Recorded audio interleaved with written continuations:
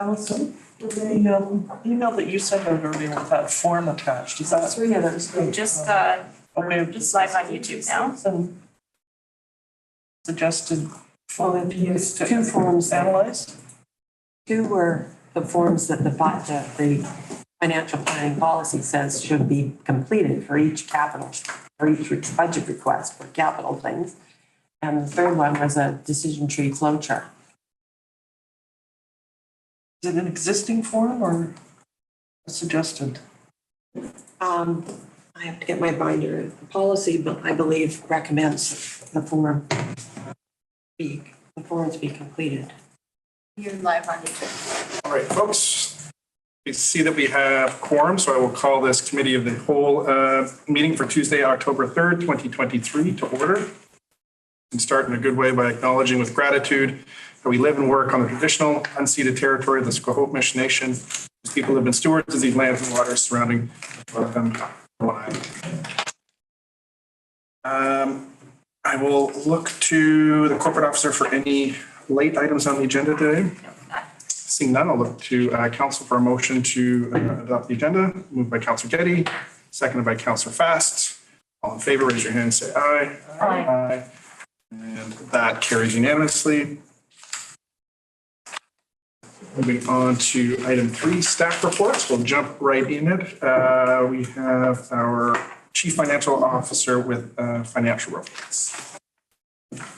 And Mayor, if I may, I was going to have some opening remarks, but not on the agenda there. Oh, absolutely. Yeah. Feel free. Yeah, so thank you, Mayor. Thank you, Council, for being here today.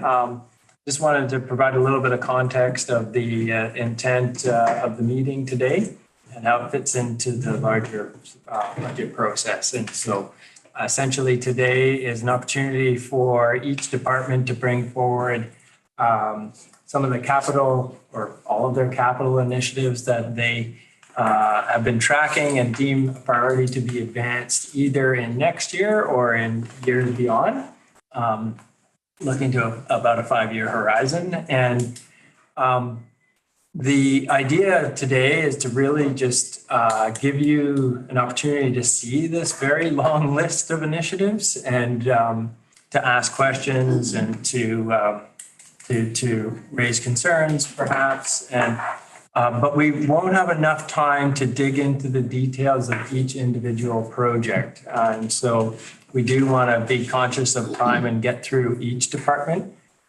section. And this feeds nicely into the next council strategic planning initiative. So this kind of sets council up to understand from a capital point of view where priorities are coming at from the staff perspective.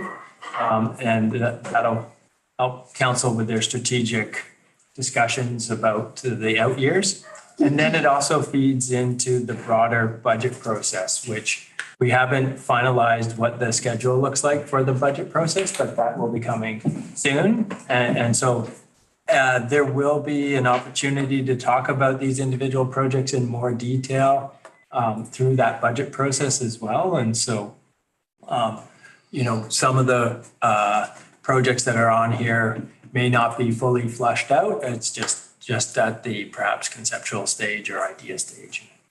So just wanted to set that context for everybody. Thank you. That's very helpful. So over to Kristen. I will be kind of bringing up the rear in this meeting, I think. So I think we can probably jump right into departmental presentations. I'm not quite sure who is first on the agenda. Pam, did you? Patrick. Oh, We've got 3.2 Public Works Capital Projects from our Director of Engineering. I can run the slideshow. Or you can run it. Whatever is easier.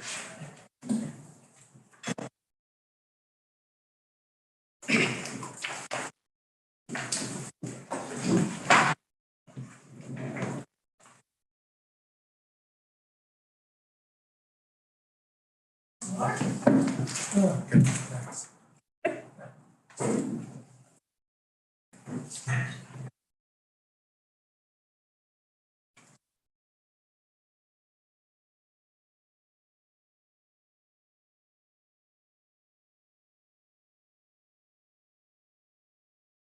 So if we can get through Patrick's, the rest should be straightforward. Okay, so this is not necessarily an exhaustive list of all capital priorities for the next 5 years, but most, missed a slide. Can you speak up a little bit, please? Okay, Those deaf ones? sure. Next slide. So, Public Works Service Yard remains a high priority project. Temporary trailer has been installed on the site to address the most pressing occupational health and safety issues. And we've been clear about that all the way along, that that's not by no means a permanent solution. The design process was put on hold a while back and wasn't continued this year at the direction of council. We did follow up with Liberty, who were the firm that constructed the fire hall, and they've provided some proposals that looked at constructing what we need at a reduced cost, less than what was previously provided by the architects team's cost estimates. So in the order of $3 million. We do have a proposed fee proposal to really advance that to a fixed price. That would be the basis for a design build contract, and that would be coming to council in the near future. So we would need to get approval for borrowing based on that fixed price. And sooner the better from our point of view. Construction in 2024 would be preferred, but we understand that may have to be deferred to 2025. For the Cross Island multi-use path, the next section from Artisan Lane to Charlie's Lane is a challenging section that was planned for 2023 to 2024. Concerns that were raised by the geotechnical investigations have led to some design revisions that are now underway, essentially leading to more of the path needing to be along Grafton Road. So we're working through that at the moment. And as a result, a much smaller section than we'd hoped is being built this year, just an 80-meter section that'll be built in the next month or so. And that leaves the bulk of the section to be constructed in 2024. So that's approximately 1.4 million. We do have over 70% of that as grant funding, 990,000 grant funding, leaving 410,000 BIM funding to complete that. And then looking at the outer years, assuming we're able to get a similar level of grant funding, we're looking at budgeting about $1 million per year in the 2025 to 2028 time period to continue that project. The Blue Water water mains and system improvement project, at the moment we were ready to proceed with the upgrading of all the wells and system interconnection. And there's been a very high productivity well discovered on Stewart's property, which is in Blue Water. So we're reevaluating that plan. May change. The water main replacements are proceeding. Design is underway. And it's possible we could move towards looking at doing that in a single phase in 2024, or it may still be phased over multiple years as previously planned. As part of the water main replacements, there's 13 culverts that need to be replaced in conjunction with the water mains. And so that's in addition to the 2.4 million, which is debt funded by the Blue Water surface area. There's a 920,000 municipal cost that relates to those culverts. So it does significantly impact the municipal budget. We also have the Eagle Cliff Cove Bay water main connecting the two systems, plus the culverts that are associated with that water. So we do have a possibility to complete that in 2024. Total construction cost of 2.1 million. You've got a substantial grant funding, 1.54 million. The ICIP grant that was recently confirmed. And that leaves 618,000 to be funded by Eagle Cliff service area plus the new properties that join the system. And that's going to require a loan authorization by now, meeting with Eagle Cliff on October 11th. Quick question, what is ICIP? I'm terrible. Investing in Canada infrastructure. Thank you. I'm just terrible with acronyms. Should spell that out. So we need a loan authorization bylaw to be in place before we can secure all funding for that project. And similarly to the Blue water mains, we've got $557,000 municipal cost that relates to culverts that need to be done in conjunction with the water main.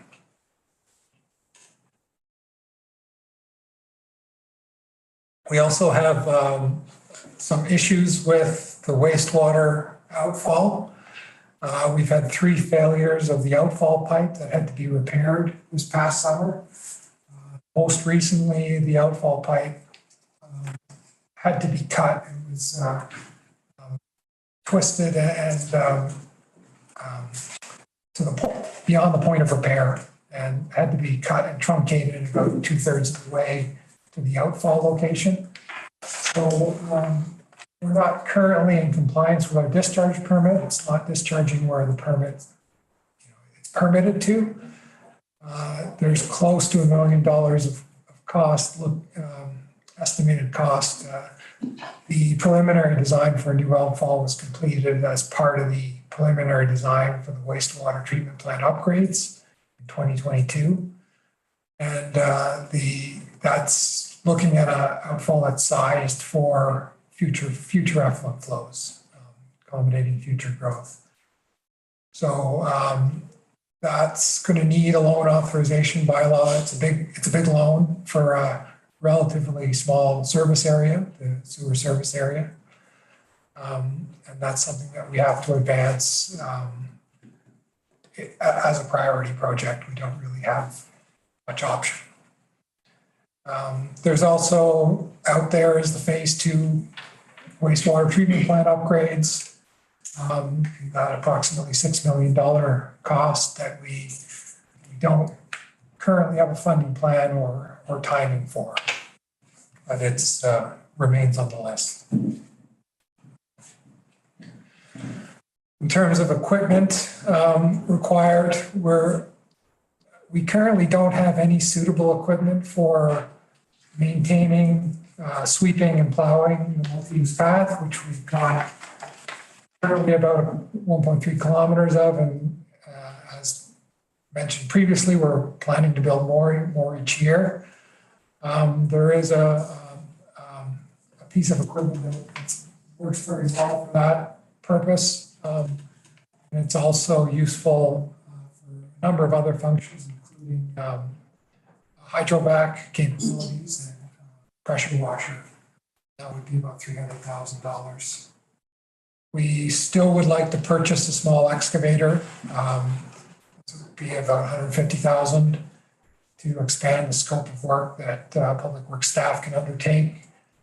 We're able to do our own ditch cleaning and underground infrastructure repairs in particular. This could be deferred to a later year, 2025. A few other utility projects that are priorities. We have pressure reducing valves, 2 of them that are in fairly urgent need of replacement, one in Cove Bay, near the Four Corners, and one in Tunstall Bay.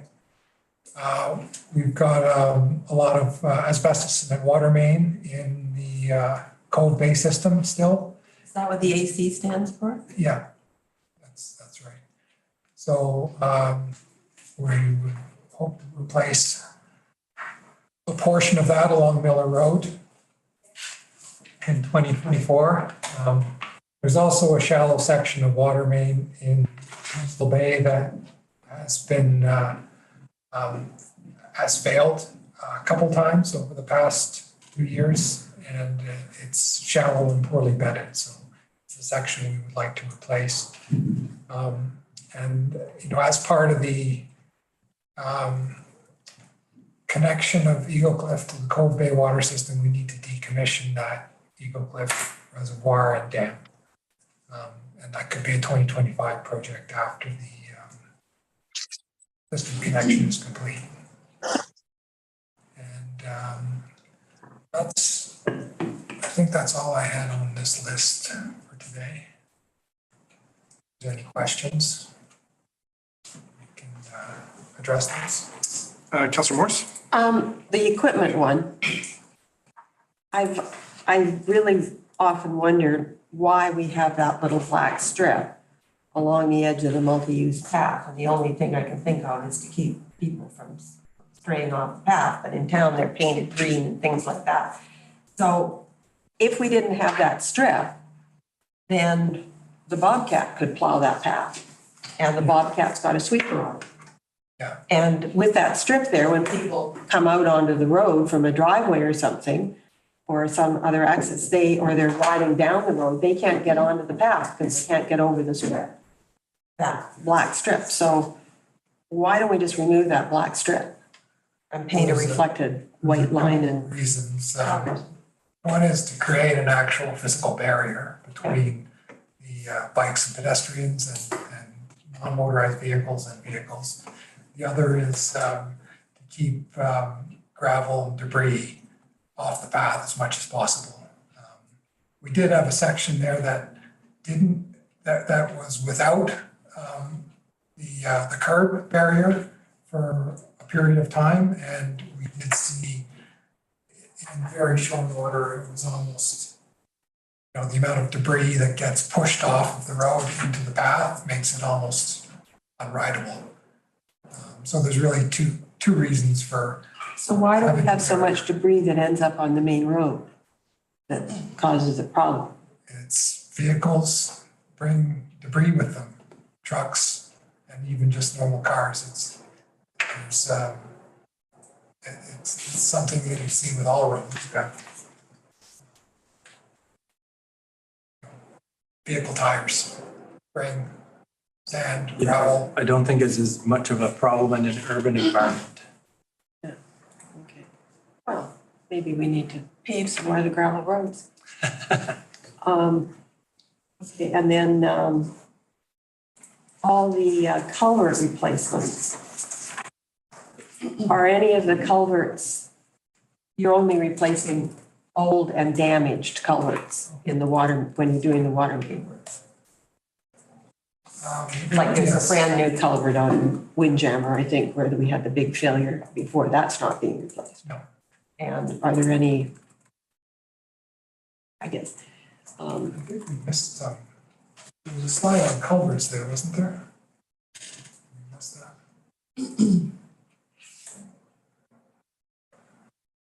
there isn't much other than the culvert work. It's up there with Blue Water. Yeah, with the water mains, but, going forward, there's a huge amount of culvert work, I guess. And I have a slide on that address. Like how old are all these culverts? And what's the estimated useful life and what are they made of? And are you gonna replace them with the same or some better way that might last longer? And Most of them are steel, and we would replace them with HDPE or concrete, something that lasts long. that one that was done out on Harding Road was a sort of an open bridge or something. I mean, I thought it cost less and had a more longer lifespan. from the report. It was a similar lifespan to what the previous plan there was concrete box culverts. And it was replaced with a bridge. And the bridge cost the same as the concrete culvert, would it? Ended up being actually pretty similar, yeah. Okay, because I had understood from the initial comments that it was cheaper. So what's the estimated, do we have a map that actually says here's culvert 1 to X and this is when it was installed and this is how many years old it is and that sort of stuff that people could see to understand all these numbers? Yes, we do. I don't know what happened to my slide on culverts. So if I may interject, for Blue Water, for example, with all of the Blue Water community meetings, all of the culverts that are being replaced have been shown on a map to the community. Yeah, no, I'm not talking about the water systems as much as the big general number that's in here for culverts. Yeah, so we have, there's about $1.4 million of culverts associated with water main projects. Yeah. Then if you look at all the other, we've gone through and done condition assessments for culverts in town and identified other high priority culverts. We've got about 1.1 million per year for each year from 2025 to 2028 to address the remainder of those. And how many culverts is that? It's about 70, including the water main projects. And we've got how many culverts?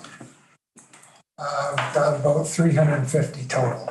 And there is a spreadsheet somewhere that lists each culvert, when it was installed.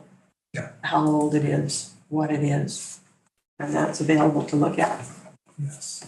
I'll be out.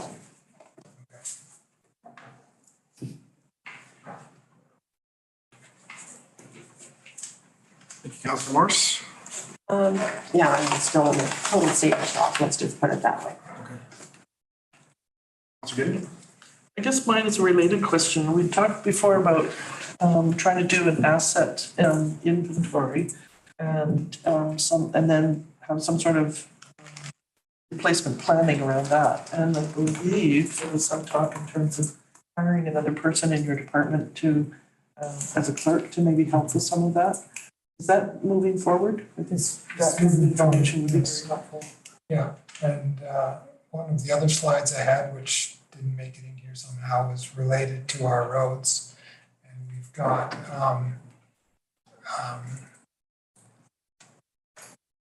well, for each of our asset categories, we're looking at. I think we can see something like that before we get into the strategic planning, a time frame that when it's done. No. We have a sort of a draft asset management plan that Kristen's going to be going through. And we've advanced some of the asset categories like culverts and roads to the point where we understand how much we're going to need to spend per year over the next 5 to 10 years.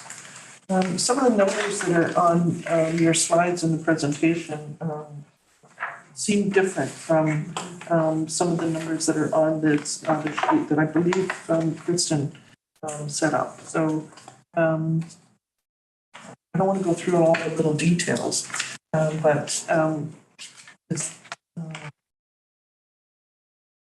at some point, I think in terms of getting a more accurate understanding of the possibly totals, then I guess I'd like to pass the information on to you and Christian to make sure that it lines up. And so for instance, on the first item in Public Works, the Public Works yard, your slide says $3,050,000, and this document says $3.5 million. So $3,500,000 or $3,500,000 is $450,000 difference.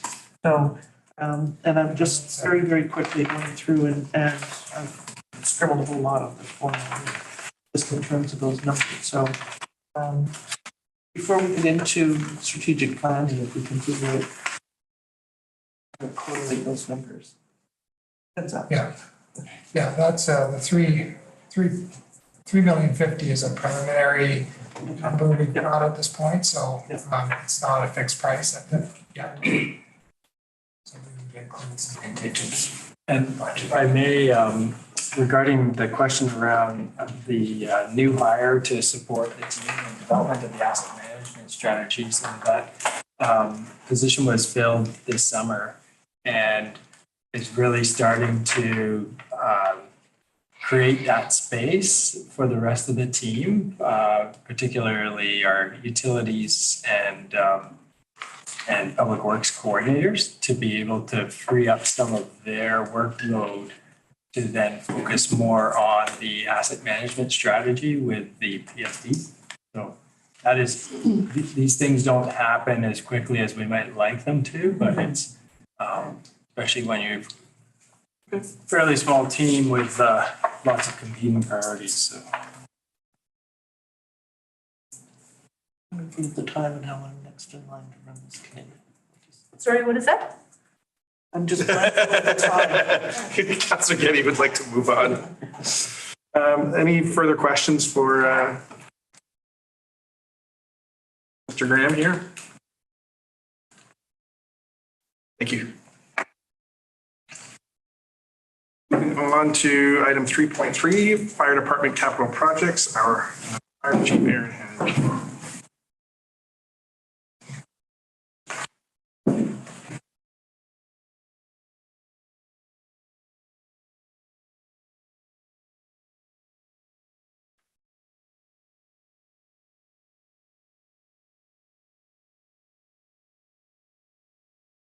So our most critical need in 2024 would be replacing our self-contained breathing apparatus, SCBA. That would be at a cost of approximately $253,000. This is what we use anytime we're in any kind of environment where we can't breathe the air. So in a house fire or even on an exterior of a building where the air is not breathable. Our equipment is about 15 years old. The main concern is that they stopped supporting this equipment in 2017. And so the limited parts are only available until 2026 or when the existing parts run out is what they've told us. So we have these serviced every year and we've been being told that this is something we need to get done fairly soon. Next is turnout gear. This is an ongoing number we put in every year. It's usually ranges from $15,000 to $20,000. And it's just replacing jackets, pants, helmets, that type of thing. And it does have a lifespan of 10 years, that equipment. So once it becomes 10 years old, it can be used, but not, again, inside environments where it's deemed hazardous.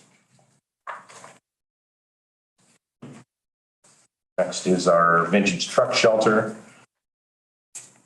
We've been very lucky to get it to where it is today with donations, but we're at a stage now where we would like to get it finished so we can get our vintage truck actually into the building.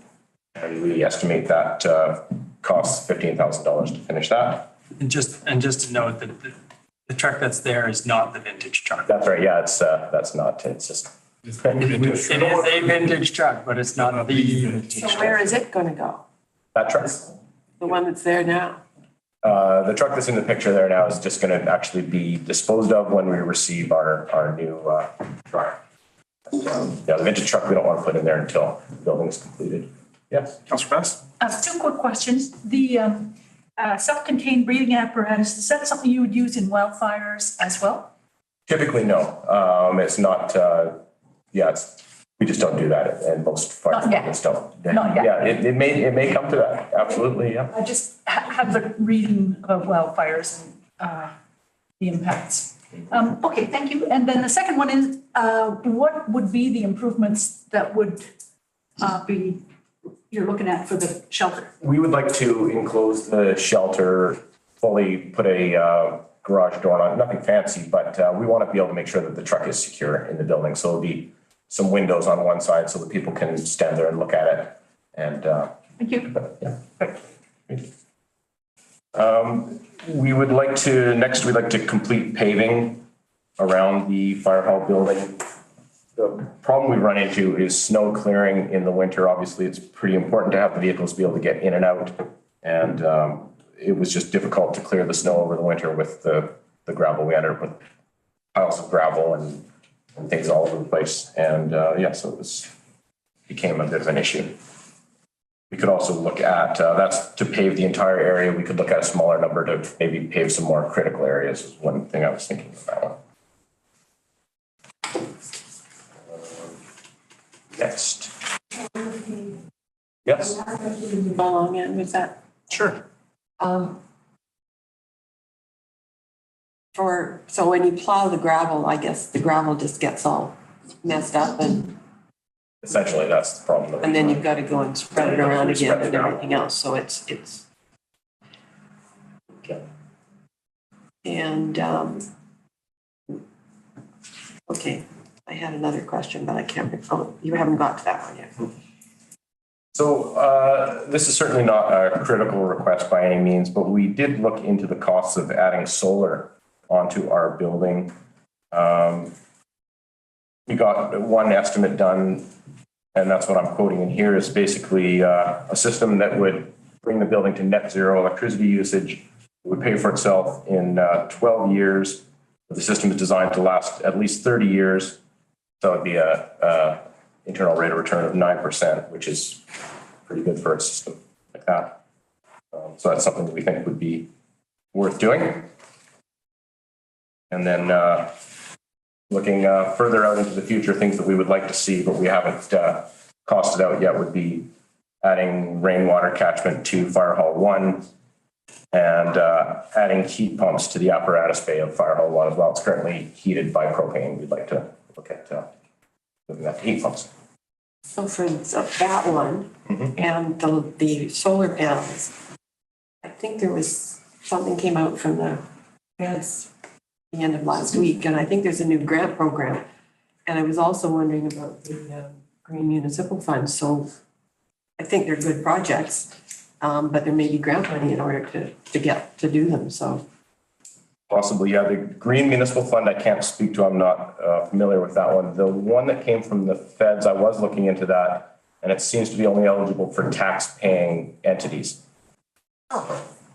Okay, thought there was something for governments. There were three. There is for utilities. So if you're a government utility, I believe. There were three, so I'll have it. Okay, possibly the third one, I didn't see that. Well, there were three different news releases. I think I only sent you one. Yeah. Any further questions for the chief? Councillor Giddy? You have somebody either in the municipality or in your department in terms of checking out all the grant possibilities?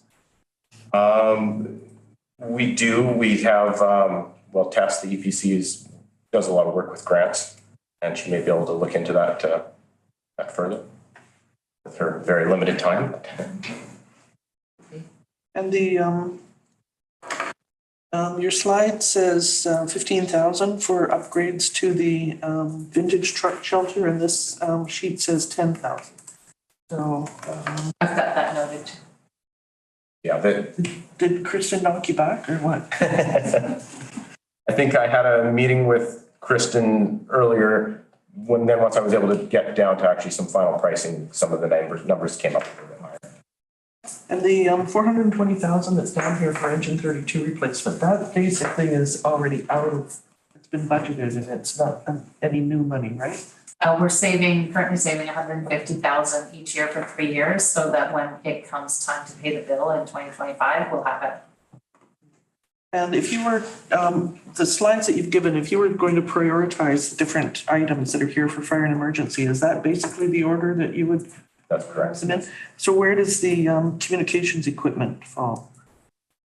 The first entry is communication equipment installed at community center and library to allow access via satellite communications. We're applying for an EOC grant for that, for 25,000 from UCM, so we believe that will be an eligible expenditure under that program if we get approved for that grant.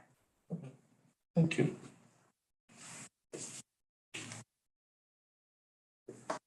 Any further questions for the chief? No fireworks. It's not capital. That's a different meeting. But not on the agenda. Thank you. Thank you, Erin. Item 3.4, Recreation and Community Center Capital Costs. Our Manager of Recreation and Community Services.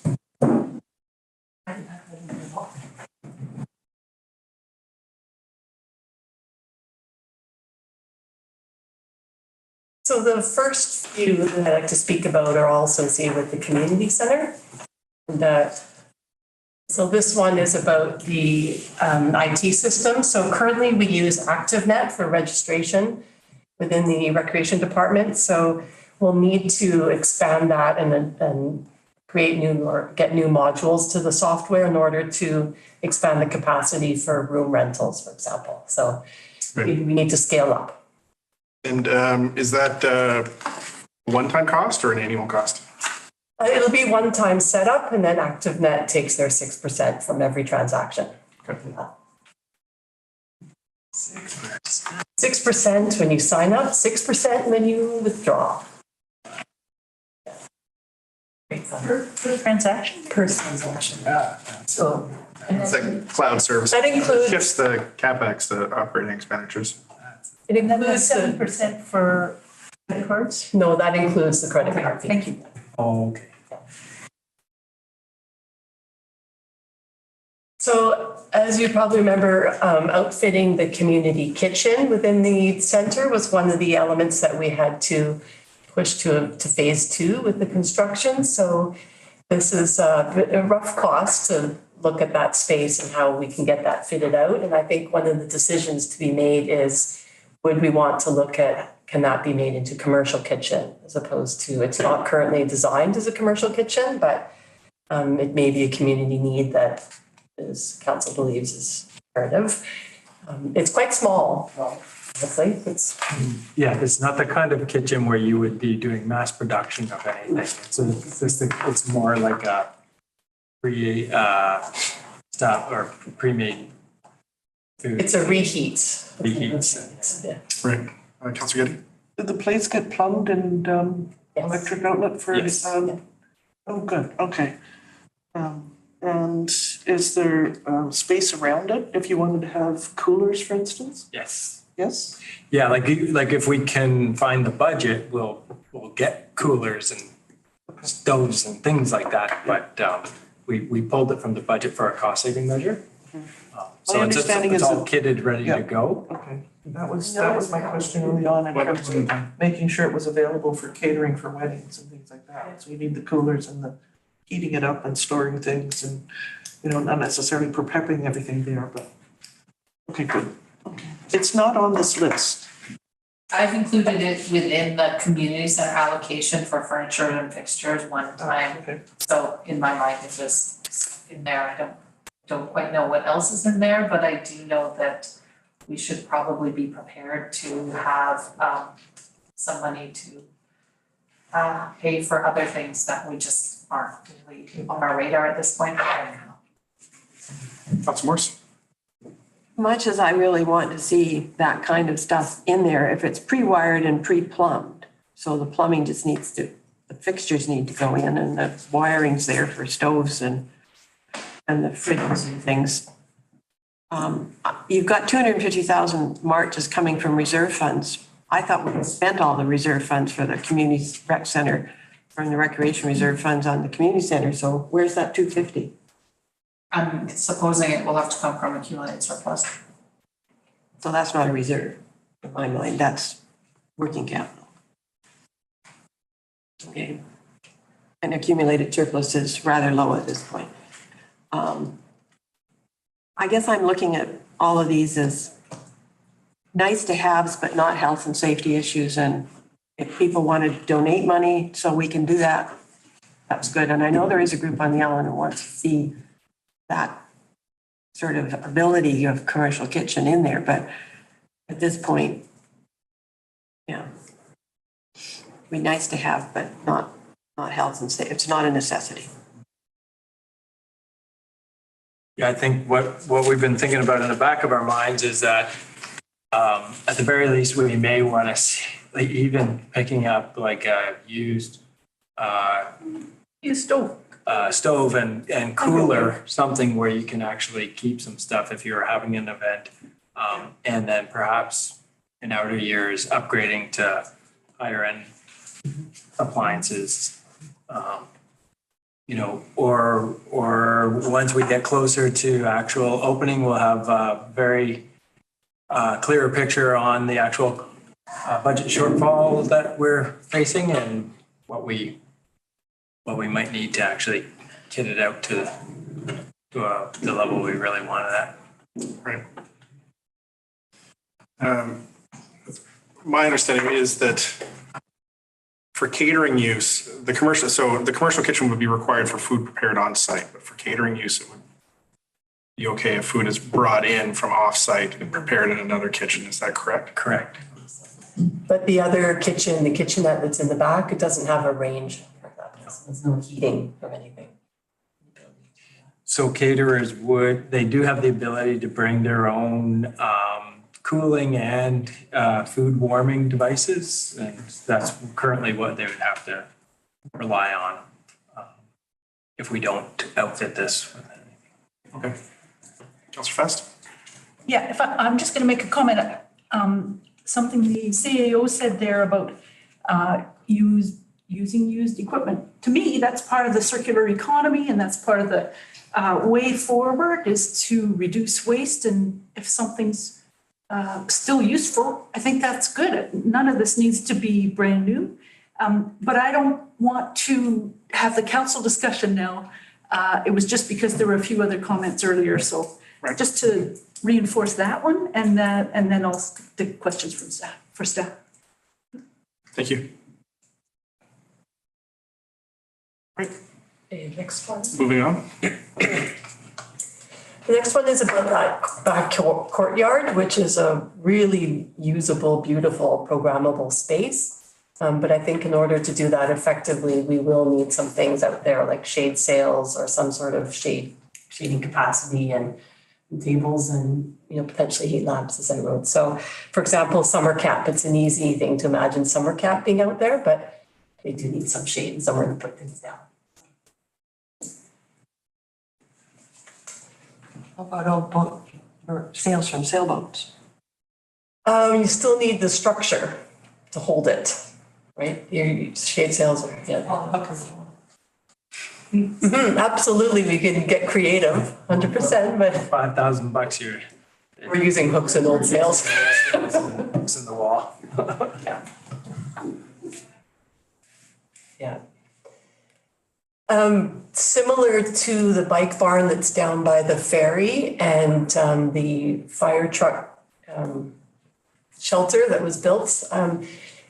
Greg Cormier, our building inspector, and his students at West Vancouver Secondary School are interested in looking at a bike barn built out on the site here. So it's a fairly low cost because essentially we need to get that wood off the fire hall site. So it's a piece of fur that's been saved from the fire hall for the community center. So that's the idea here. And then I think the cost escalates if we want to power it for e-bike charging. So could look at it in two different phases over the years too. Okay. And Greg is well poised with his students for this year to take it on as an initiative and install in the spring.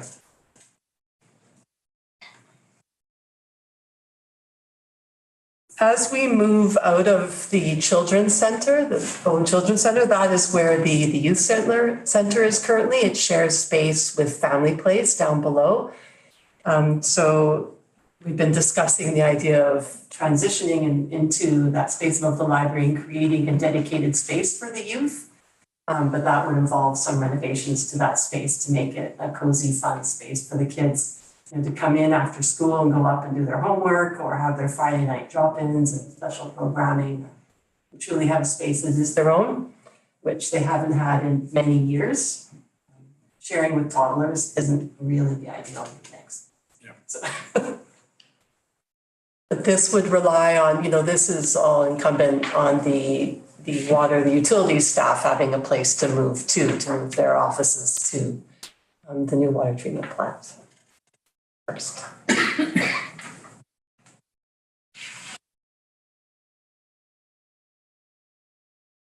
Counselor Getty? Is that a place wired for a lot of electrical or computer things? I think so. Patrick may know more about the wiring at the youth center than I do, but I think it was originally a residence. Oh, way back. Yeah. So that's, we were peering around, looking in the kitchen area, going, okay, there probably was plumbing and kitchen and all wired for that, but that would be part of what we need to look at. And it was probably used as a residence before there was electricity, if I knew. Counselor Fast? I remember a bathtub up there and the bathroom, and then it was the Metro Vancouver Parks. I don't need to go into all the details. I'm on the library board, and the library has really good connectivity and fiber speed. Okay. So I imagine we could collaborate. Perfect.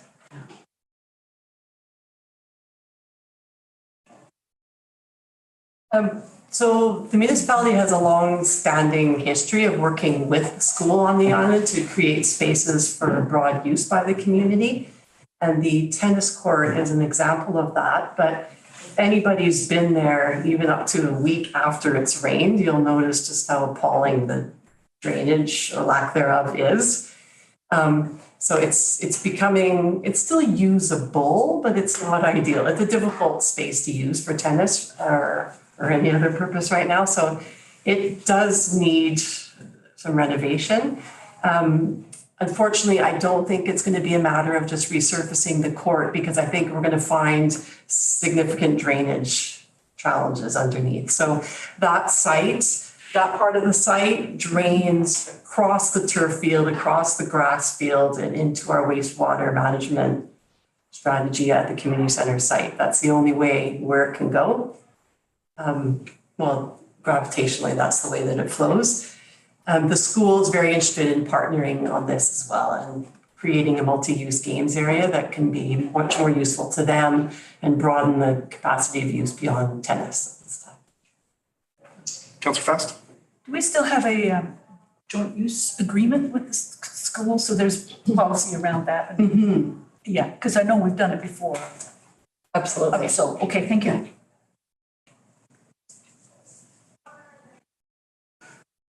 Oh, Counselor Getty? This is another one of those things where there's a difference in numbers. So the sheets show 200,000 and your slide shows 100,000 with sharing from the school district. Yeah, I think the intention here was that the total cost of 200,000, but half of that would be shared by the school. So this would be the cost. And that's an estimate. It's slightly a lot. So would that be the grant revenue line that you've got? I believe so. Yep, there's 100 in our funding, 100 in grant. And the grant would be the school? Or could we get a grant for 100 and then split the other 100 50-50? At this point, we haven't even identified any applicable grant funding. This is really a conceptual idea at this point.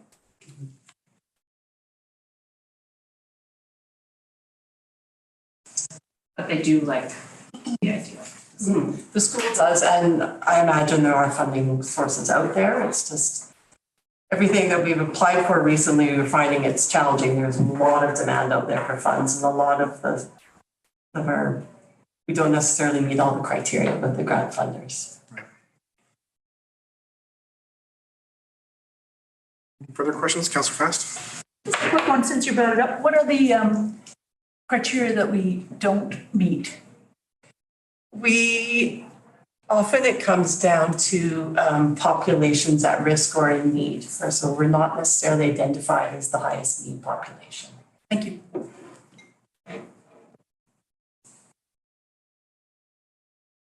Great, thank you.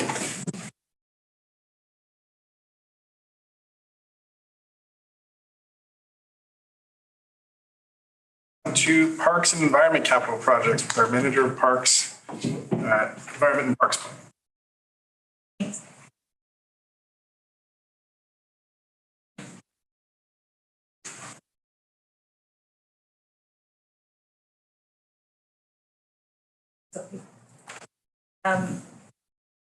So for 2024, one of our shifted priorities is the Headwaters Boardwalk. It's just starting to become a priority because the supports have shifted and the boardwalk is actually undulating now, so it's kind of heaved. We're looking at some helical piles, helical steel piles for a longer lasting structure and potentially saving the decking because it's still in this shape. And estimate that to be around $100,000. Maggie's Walk has a couple of bridges that are rotting out. Maggie's Walk is also known as the golf course loop. And those are large bridges with that have to support horses, so a little bit pricier. In Snug Cove, we've got our garbage cans are looking a little worse for wear.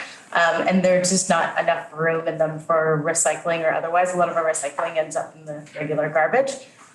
We should probably be doing better than that. They overflow and the birds actually can get into the top of them and they're spreading a lot of garbage around before we managed to get in there twice a week to empty them.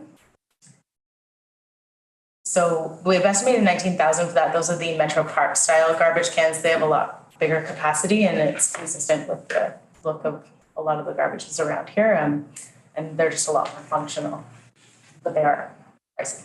Right. And then for the parks plan, we have a recommendation to add 4 pit toilets over 10 years. The Parks and Trails Committee has identified Grafton Lake as the next priority. We've done 1 so far at Quarry Park and expect that Grafton Lake will be important to do that one sooner rather than later.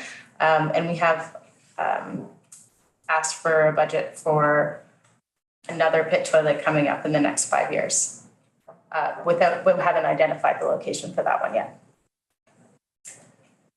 For the next 2025 to 2028, we've just we anticipate that replacement and renewal of our park, trail, and beach infrastructure should come in somewhere around $150,000, and that the beach accesses, that some of the impacts from our changing climate might cost us around $30,000 annually. So within that, some of the priorities that we've identified are Clipper Beach, which needs an entire replacement of the staircase. Scarborough Beach has different sections, some newer, some older, so that one will need to be replaced as well. And a couple of the staircases on Kate's Hill, including the one just here that goes to Municipal Hall, to Village Drive, and Elrond's Court in the next few years will need to be done as well. That looks like a very new staircase. That was taken. Yes. It's an old photo. Oh. You need a current light photo. It wouldn't actually demonstrate how rickety it is though when you step on it. So pending council approval, in 2024, we'll be focused on construction and commissioning of the Island Compost Facility. In January, council approved an expenditure of $5,000 for the consultation with Green Mountain Technologies to look at the earth flow system. At the time, we were under a serious time constraint to have the facility operational before the grant deadline, which was March 2024. But since then, we've received an approval from the province for an extension that we had asked for previously.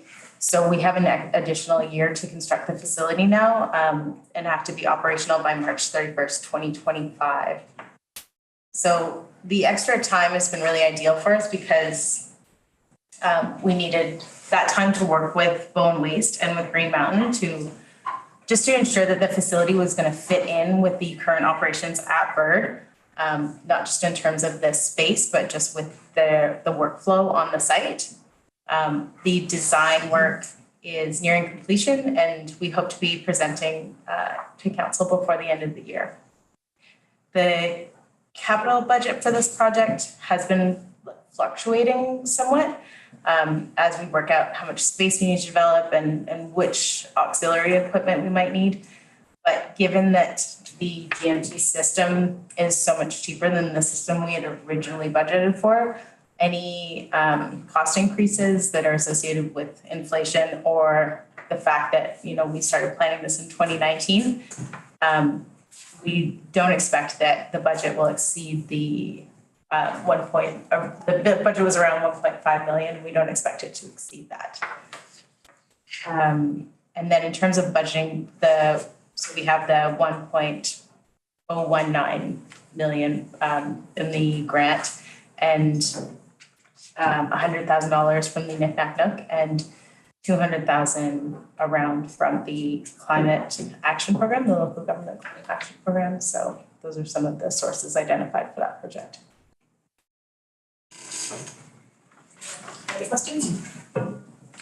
Councilor Getty? Equipment, the ATV type vehicle parks and trail maintenance and true field growth. Is that the same as the, one that's listed under public works? On the third page of this, the very last item under public works, the works fleet, small utility, 4x4 ATV type, sharp turning ratio, blah, blah, blah, blah. Maybe? Sorry, which page is, I see the first one? The public works is page 3, the last item for public works. Vehicle public works fleet. It's the same amount, 20,000. It's a 4x4 ATV type. Next thing down on the Turf and the third page.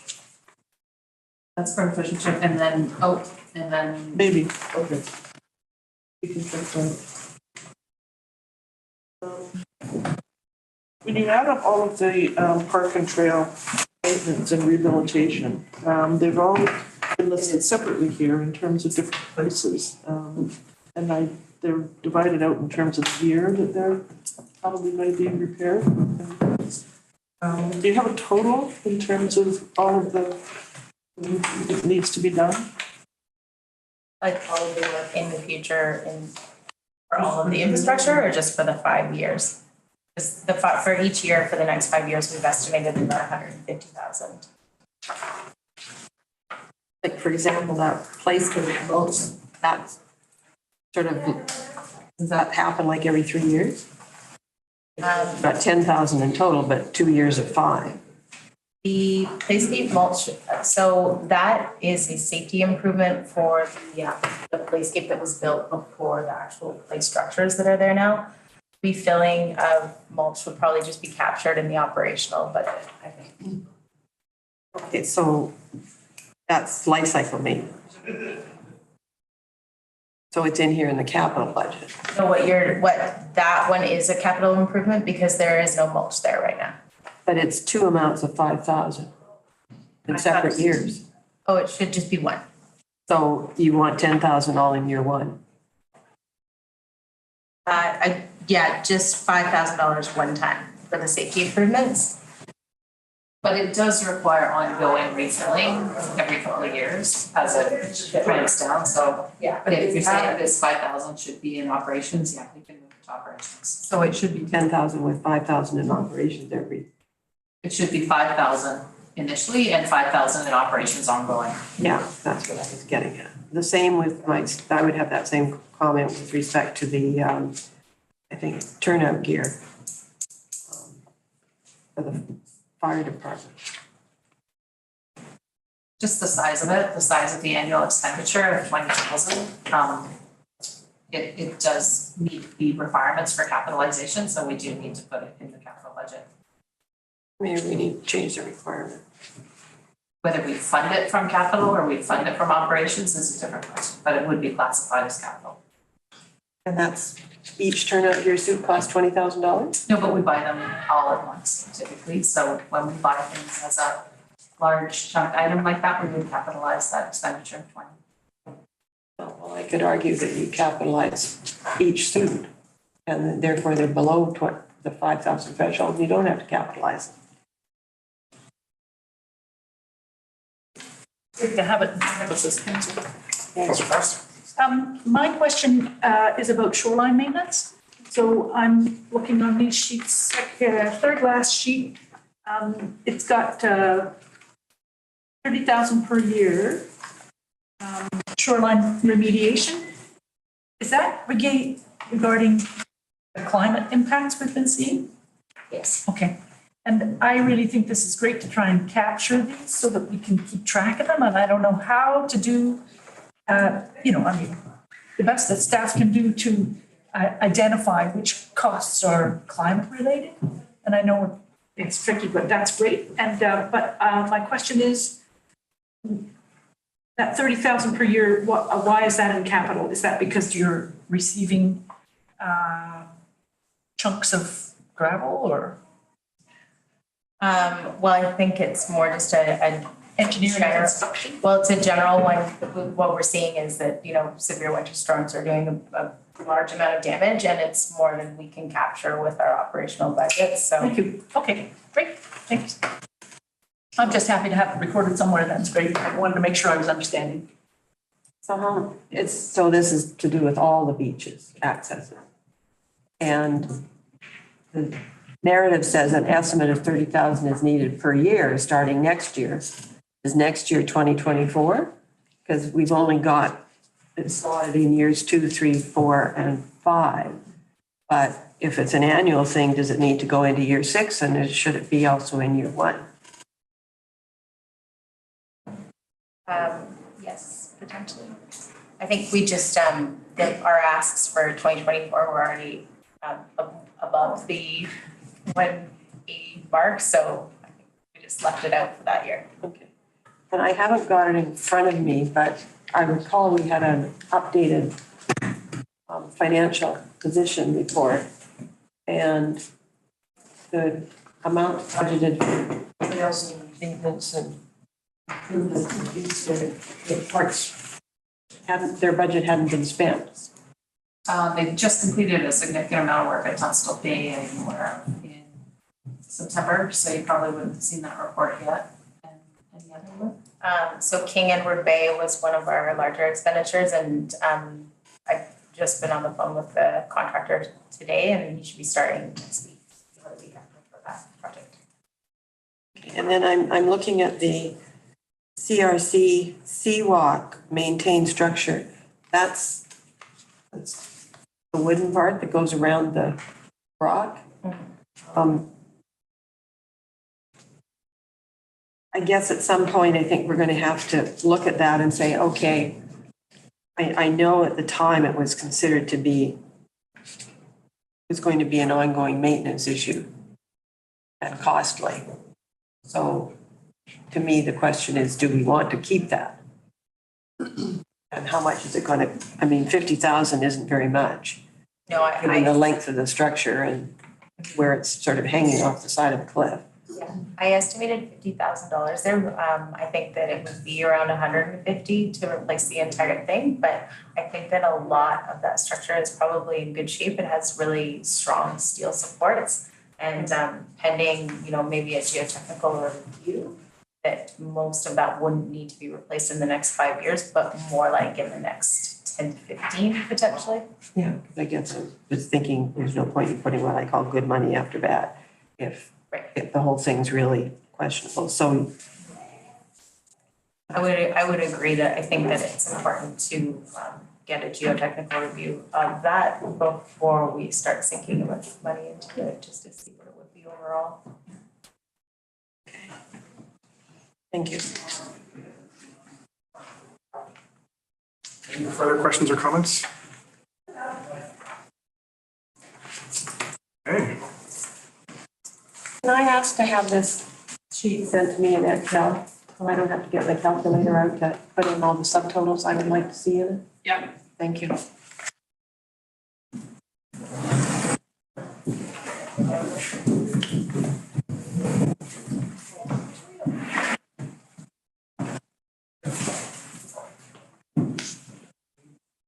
CAO has run away. I was just going to quiet things down.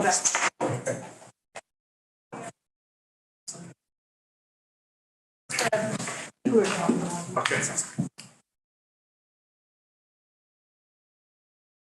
Just done with expenses. So that brings us to the end of our agenda. Any general comments or questions from council to staff, or general comments from staff to council at all? How long did you want the meeting to go? We got a whole other 45 minutes we can go if we want. Really? Okay. That I will look for a motion to adjourn. No. Oh, hang on, I can hear from Kristen. No, I just wanted to wrap up. I wanted to. Oh, sorry. Yeah, it's okay, she, I had a very long last night. Last night was with the kids, so I'm seeing spots at this point, so I'm a little.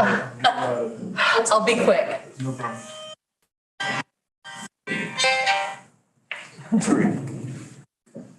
So through the mayor, thank you for taking the time to listen to the presentations. We just kind of wanted to present to you what we've done so far to compile and then I'm thinking about what our top priorities are for the capital projects for 2024 through 2028 budget, which we will be putting together. All of the asks are here. Now it's my job to put all those in and see realistically where could they potentially go, given our sources of funding. At the same time, I've been working on kind of a bit of a asset management light funding requirements document. We do a lot of talking about this infrastructure deficit, and I don't think a lot of people actually really know what that is. But when we look at our assets and we look at what we have, we look at what we have invested in them, and how much it would take for us to either replace it or to do significant, midlife upgrades and projects at it, we got to have a lot of money on hand in order to be able to do that. So if we just take one asset system, for example, like let's take Public Works fleet vehicles. I sat down with Paul and with Patrick and I looked at all of the vehicles that we have and what it would cost to replace them. Would we replace it or would we want to replace that with something else altogether? What was your best guess? So we sat down, we did that exercise, and we have about $1.8 million invested in Public Works fleet equipment. And so in order to make sure that we can maintain that going on over the future, we would need to put aside about $230,000 a year on an ongoing basis over the estimated life of those trucks and Bobcats and things like that. And given the condition that it's in right now, most of it is at least halfway through its useful life. That means we already should have about $1 million in the bank in order to pay for it when it comes up to be replaced.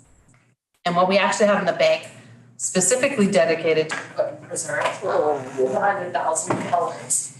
So the difference between that is $953,000, and that's what is our infrastructure deficit. So we should already have this money in the bank.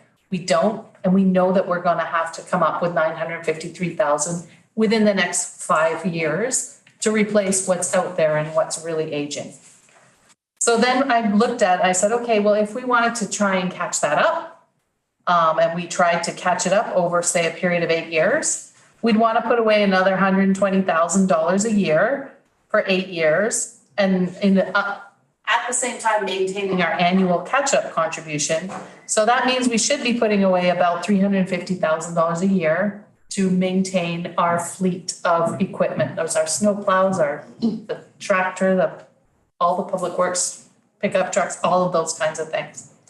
And then the last piece is the question that we should be asking ourselves, which is, well, who should pay for that? Because is that something that we can kick the can down the road and say, okay, we're already borrowing a lot of money to pay for our stuff and it should be the future taxpayers that pay for that. So let's move that and let's defer that cost and let's make those future people pay for it. And for things like community centers and some road work sometimes and some big ticket items, it might be all right to kind of assign a portion of that to the people who are going to benefit when it comes time to replace it. But for smaller things that have a shorter lifespan, like pickup trucks and mostly equipment, that should all be coming out of today's taxpayer. That should all be, because that is not going to extend over the life of a very long time that future people are going to benefit for it. That's the people who are here and now who are going to benefit from it, and they should be paying the full cost of that. So I went through most of our asset systems, not all. I mean, there's some missing and we'll add them as we continue to work and continue to refine this. And maybe my estimated life calculations are really unreasonable. And on second thought, when we look at it a bit closer, maybe we need to make some adjustments there. But I think this is a good place to start and to really start the conversation about that infrastructure deficit. So of all the stuff that I've captured here, with over $200 million of estimated replacement costs for assets, That's about $5 million that we should be putting away every year in order to support that. And we should already have, I mean, most of our stuff is kind of halfway through its lifespan or more. So, ideally, we would have $98 million in the bank, but what we have is $5.3 million in the bank. And that difference is what we refer to as our infrastructure deficit. So conceptually, I think it helps to be able to kind of put a box around it and really have a number that we can say what we're looking at. It's going to change as our information and our asset management work progresses and we get better at this. We will have more reliable information, but just based on things that I'm able to put together and talking to our staff and how old is this and what do you think it's going to last and what would it cost you now if you wanted to replace it? I think this is a great first stab and it helps us to at least be in a place for planning. So when I say, I don't know, maybe we should put 3 million into the capital renewal and replacement fund. Well, I don't have anything to go on when I say that number. But with this work, now we at least have something we can look at, say, well, we should be putting 10 million away, but is that realistic? Are we able to do that? Probably not, but at least we know that we can begin to address that infrastructure deficit. So I want to just thank everybody for putting up with me and answering my questions and helping to put this schedule together. And I hope that this just, like I said, continues to improve and get better and be more complete as we get the rest of the infrastructure systems included and get better data about their condition and what their expected remaining life is. So. Oh, I see. Just if I could add on, I just want first thank you to Kristen for taking the initiative to get this asset management light, as she calls it, together. It's fantastic. It's a starting place. We are continuing to do more detailed in-depth work with some assistance with the software system through PSD. Public Sector Digest is what that stands for. And that will basically enable us to refine this as we go forward. And so it'll just get better. It'll get more accurate. Hopefully the picture becomes rosier. That kind of a thing. Can go either way. Yeah. Be careful when you're with Right. Yeah, this is, I just want to piggyback on Liam's words there. This is excellent work and a fantastic way to present it, I think, in a real high level view. It's much more detailed than back of the napkin, and I know it's not all the way there, and I think it feels a little bit like how pictures used to load on the internet. Yeah. Where you'd get the first line and then it'll become clearer and clearer. But, in terms of being able to quantify what the infrastructure deficit is and quantify what it is that we need to be contributing, and it was an area that I think we around this table felt a little bit lost at in the last budget cycle, and this is just really excellent and really clear to see. So thank you for your work on that. Thank you. I just want to echo that. I had never seen this before in my time, even years ago, sitting in council meetings in the public part. So I'm really happy to see it. Thank you for the bad news. Because we need to know this information. We have to confront it and deal with it. And so I get it. That's the first crack. And I like your words, asset management light. It's like condensed, a summary. That's great. And my question is, what is the PST that you were just talking about? What's acronym problem? PSD is Public Sector Digest, which is a consulting firm. They do. They're the consultants. It's not the software. It is. They provide software to help with asset management. Right. Okay. Thank you. Yeah.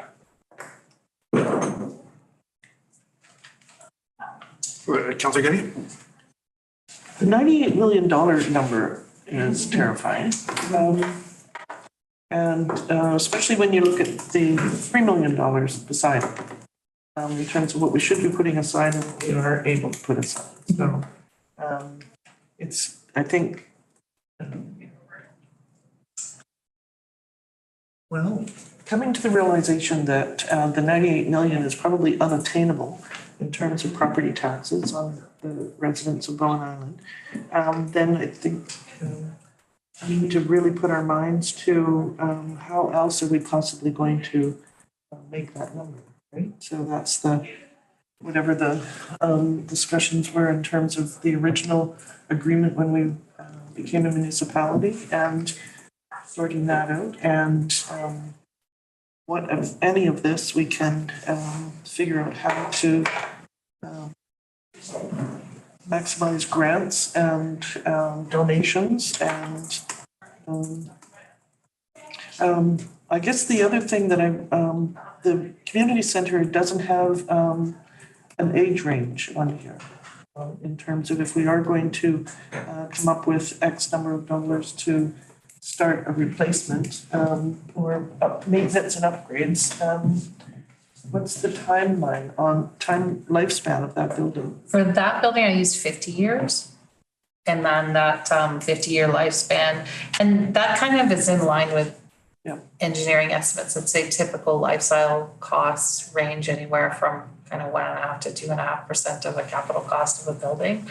So that, would you ever replace 100% of the building? Maybe not, but you're definitely going to go through and replace significant systems within the building. You're going to do roof replacements, you're going to do building envelope work.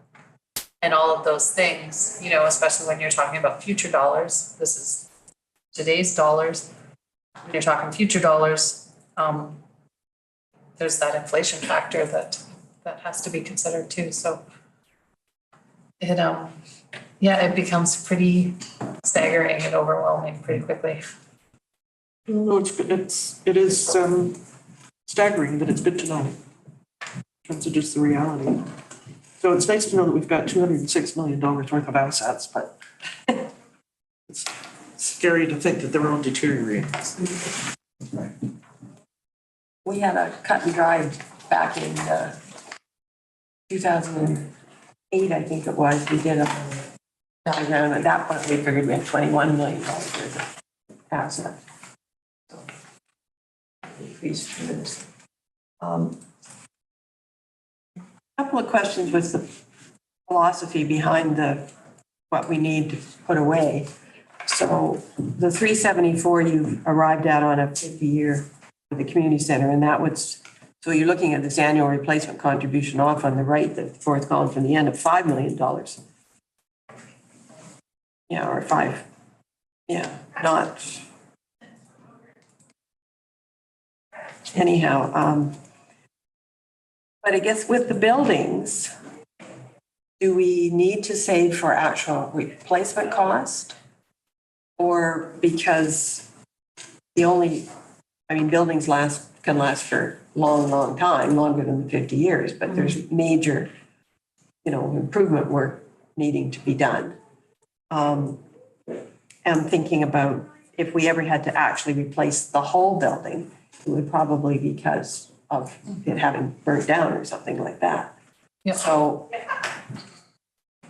just thinking of, different amounts for different theories for different types of assets. So what are we is the communities, all these things insured to this replacement cost value?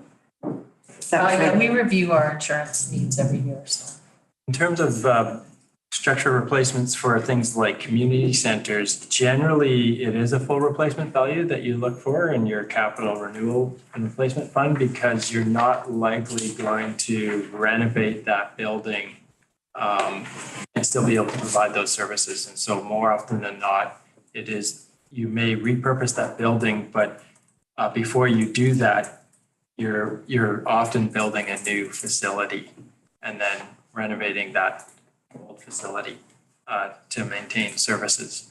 But I do like the point that Kristen raised about the who pays for these assets. And so Kristen has raised, she and I have talked in the past about for these long-lived assets that maybe it's a 50-50 piece, and that's a decision that council will need to grapple with in terms of like, okay, well, for our capital renewal and replacement policy, perhaps, we're saying for something like the community center, we believe that the current population should be paying for 50% of that renewal cost, and the future generations should be paying the remainder 50%. And so that's where you say, okay, we can cut this down in half, because we know that when it comes time for renewal and replacement, we're gonna borrow at least half. Maybe we'll get grant funding then as well, but so you're absolutely right, Councillor Morris. We probably don't need to save the exact amount of the replacement cost for some of these items, but what we're presenting you right here, right now, is just, this is the actual cost, the actual replacement values, and council will get to weigh in on like, all right, well, is it fair to the current taxpayer to have to shoulder that entire amount?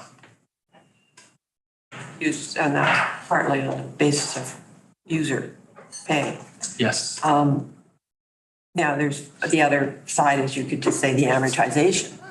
We should be funding the accounting amortization, which is the amortization of the cost of the building, should all be being funded by the current user, and then the increased cost if it was to be replaced. I mean, if you also want to think about, useful buildings and trying to recycle and reuse, then maybe you rehab rather than building a whole new facility. I'm just imagining in 50 years what the population will look like in terms of the service level requirements. I would Then imagine. we just add an addition. Yeah, I would imagine there'll be additions to this building before that. So, yeah. One of the things that I sent around to everybody was this report we did back in 2008, and we said we added 1.5% to the taxes every year. And so that compounded to build up the capital replacement and renewal fund. And I've never been a happy camper because a lot of that money was spent on things I don't think it should have been spent on. But we also, when you're looking at capital project requests, and this gets more into when we get into the budgeting, is a project mandatory? Like, do we have to do it because it's health and safety, or the government has said you've got to do this? And versus something that it would be nice to have, so it's discretionary. So we designed 2 forms, and they were accepted by council, and we also designed a decision tree. I know the forms were used initially, but they haven't been lately. I believe Raj designed his own form, but if those forms exist, I think council should see them. I mean, be able to answer the questions that are on those forms. Because before we make a decision on how we're going to spend the money. And then there's going to have to be a long discussion about this amount of borrowing. I always like to tie numbers to numbers. The actual reserve fund balance of $3,850,000, if you take out the water systems, I'm glad to see that they've got $3 million put away. I didn't think they did, reports, but that doesn't, what's the reserve fund column in the other sets of spreadsheets? And thank you for all the work doing this. I mean, this wasn't a simple job. Unfortunately, every time you get something, it begets more questions. Sorry, can you clarify your question about reserve? 613 in the total reserve fund column for, in the green section on these big spreadsheets. And the actual reserve fund balance on this little one is 3.8 million. So how do the two tie together? They don't always, in a given year, I will always structure the budget so that all of the money is contributed to the reserve, and then only expenditures as they're incurred come out of the reserve. So that way, if there are unspent monies, they stay in the reserve and they can be carried forward for future years' use. So that 18 million would mean that we're looking at contributing money into the reserves in order to fund $18 million worth of expenditures. Obviously, we don't have that much money, and that's where we need to start making decisions about what is what takes priority and what do we really need to get into years 1, 2, 3.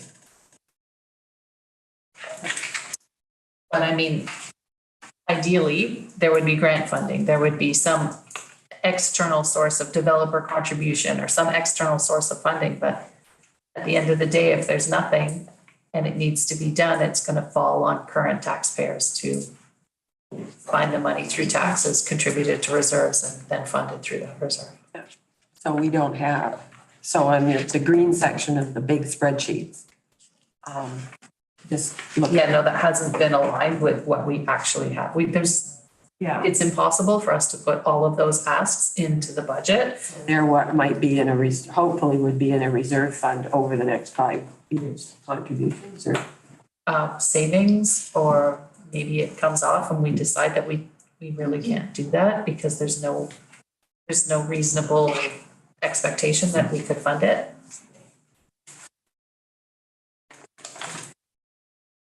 So fast. Thank you. Councillor Morse's questions about forms and things make me ask the question, can you outline the next little bit of a process? Does Financial Planning Advisory Committee, whatever it's called, do they have a role to play in this? Or what's the next step? What should I be thinking about? This material is going to the Finance Committee as well. We will kind of look at it in a bit more detail and decide what the Finance Committee recommendations are for most part, or is it a policy recommendation? Is it, work on that whole idea around who pays current versus future, that kind of thing. Ideally at the second council meeting for October, I'll have a report that lays out what the timelines is for getting the budget numbers to Finance Committee and to council. And we'll have a better idea of work backwards from May 15th where we'll get the budget done. But I expect that the budget will be done significantly earlier this year. We've already done a lot of the groundwork for that. We already have the reporting templates and all of that kind of stuff built, so. Well, that's great to hear. If I could just follow up, and I think it's important to think about who pays. There's a whole equity and affordability and diversity kind of aspects of our community that are in our official community plan, and I think we care about them, and it's important to consider them here in this what I've called the asset management light framework that you've presented. So it's kind of somebody said the word philosophy earlier, and to me, there's also another element here which I'll be thinking about, which is green infrastructure. I don't think we can put any numbers on that. It doesn't belong with this, but it's sort of another aspect of the framework is how we think about it, and the other things. I'm glad to see that the multi-use aspects of some of these projects are coming out, not just the community center, and the pathway, obviously, but the tennis court, playscape, athletic grounds, and with others like the school board, and the idea of thinking long-term and how might we reuse things. So all of those, I think, fit within the the 12 major goals of the OCP and that kind of thing through time, and that's great. Thank you. Thank you.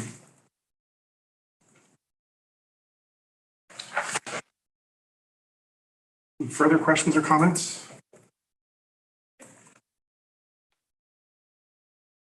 Who has his hand up? Oh, Councillor Wake.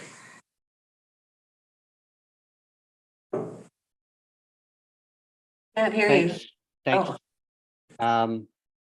Well, this has been very sobering, and I have to say it's I don't often attend online, but it makes it a lot harder to keep up with what's going on. But I really appreciate the questions from the councillors in attendance there. They're questions I had, and I really appreciate the answers from staff. And we've got a lot of hard work to do to answer some of those questions about what the current taxpayers pay for and future ones, what is a must-have and what is a would be nice, and how do we do something about increasing revenues and putting mechanisms in place to increase revenues over time. So I don't have any answers, any magic answers, but I do. I am optimistic that if we all put our heads together, we can certainly improve the look of this situation. And thanks very much, Kristen, for the clear and pragmatic presentation of this. And I think over the years we haven't had as clear a picture as we have right now, and as clear an understanding of the importance of planning for expenses beyond a couple of years. So thanks very much. Councillor Wake? Adjourn. Motion to adjourn. Seconded by Councillor Fast. Question? All in favor? Aye. Thank you.